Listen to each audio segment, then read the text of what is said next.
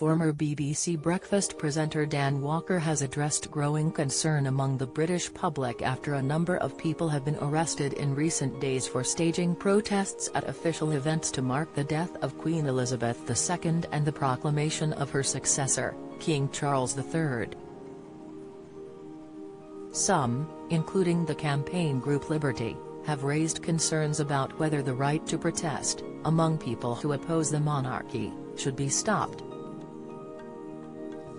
The 5 News broadcaster took to Twitter today and admitted he is torn between those defending their democratic right to protest with those mourning the death of the Queen. The 45-year-old said he feared there will be an uncomfortable meeting of the two groups in the coming days. Taking to Twitter, Dan told his 774,000 followers, "I believe in the right to peacefully grieve. I believe in the right to peacefully protest. I fear there may be a few uncomfortable meetings of the two in the coming days." Social media users rushed to comment on the post, as they shared their thoughts on the ongoing situation. Twitter user @OneWalesFan tweeted, "Grieving in private is one thing.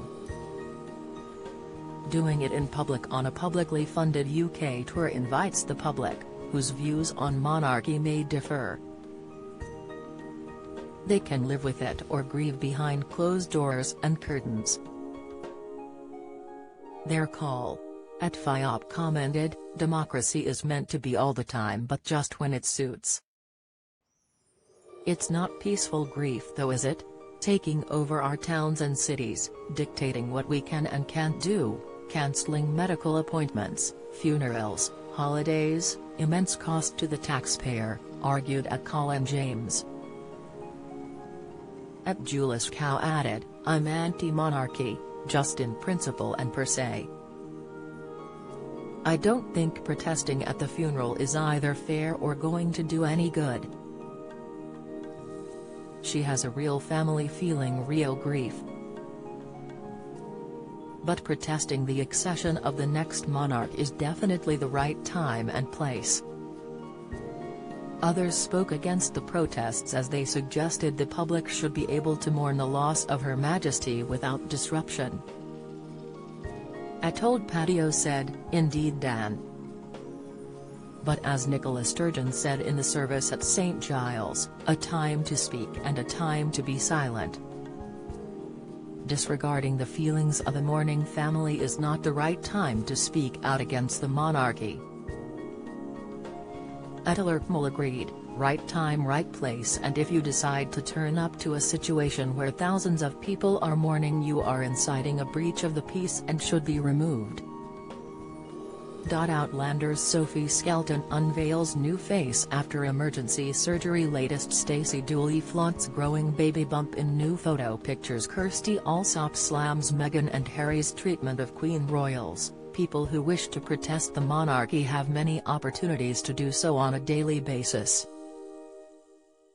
Choosing a time when it is clearly disrespectful both to the deceased and those mourning her is unnecessarily, deliberately provocative. A potential for breach of the peace and arrest, @Paul Roman tweeted. @Crow added, "There is a time and place to protest, and at a funeral or procession of a coffin followed by mourning family is not one of them and never will be." Several anti-monarchy protesters have been arrested or spoken to by police in the UK, sparking questions about the laws around freedom of speech. A man who heckled Prince Andrew as he followed the Queen's cortege in Edinburgh on Monday is among those arrested, along with a woman holding up an "Abolish Monarchy" sign at a proclamation ceremony the previous day. The response has provoked alarm from human rights groups, and saw Conservative MP David Davis write to the Chief Constable of Police Scotland urging officers to respect the right to free speech.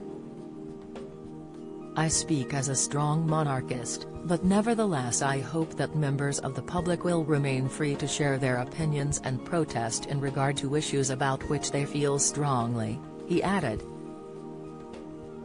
The National Police Chiefs Council, NPCC, has said guidance has been issued aiming to ensure a consistency of approach as events relating to the Queen's death take place in different locations. A spokesperson added, "The ability to protest is a fundamental part of democracy and it is a long-established right in this country. We know some people want to protest on a range of issues during this time of national mourning and officers must balance these rights against those who wish to grieve and reflect."